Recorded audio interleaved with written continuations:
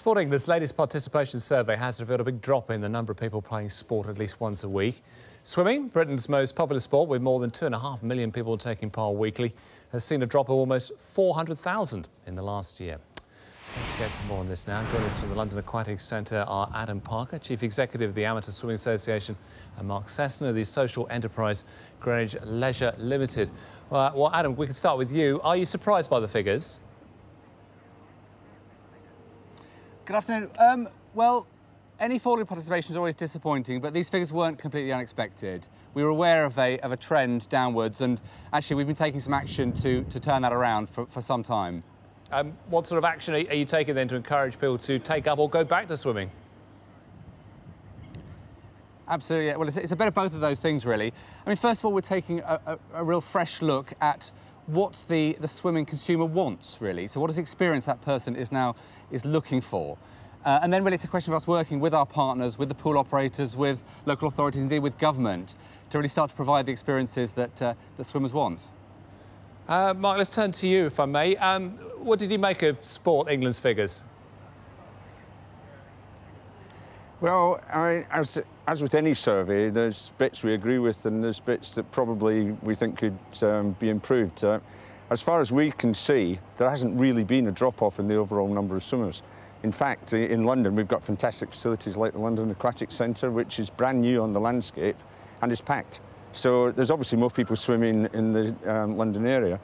That said, there is a change in the way swimming is happening. There's a lot less kids swimming in the school holidays, you know, going down in the pool with your mates to, during the school holidays for a swim. There's a lot less of that, and there's a lot more of adult fitness swimming.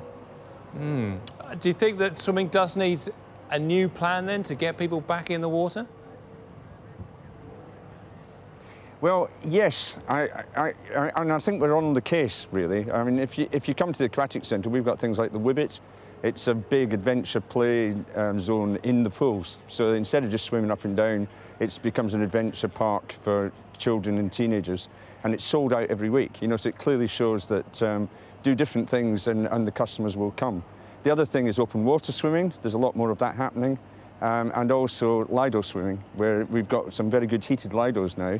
GLL actually run 8 across the country, and they're all showing really healthy figures. So I think it's about not being complacent, not expecting people to come just because there's a pool there, but making it interesting and exciting, and also stressing to parents about the safety aspects that kids need to learn to swim, particularly when they're going on holiday to unsupervised swimming pools in hotels, etc. There's a whole range of those things that say, you know, the baths have to be more than just a pool that you come to. It's got to be a place that people see as exciting, educational, adventurous and interesting. Adam, has the world moved on, do you think, and has swimming got to move with it?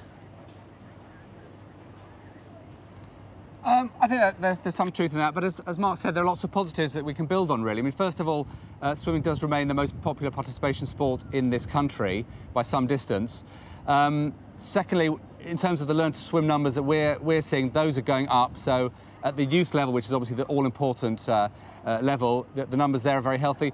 Another area where we've seen a lot of growth is in aquafit. So, these days swimming pools aren't just places where you go up and down and do length. Many people do that, but many people are choosing different activities like aqua zumba, aerobics, swim fit, which is an ASA product, those kinds of things. And those numbers aren't actually captured in the data that was released earlier this week. So I think it's also about taking a fresh look at the variety of ways you can get all the great benefits of swimming from swimming pools. Gentlemen, thank you very much indeed for joining us. We're up against the clock, I'm afraid. We have to leave it there.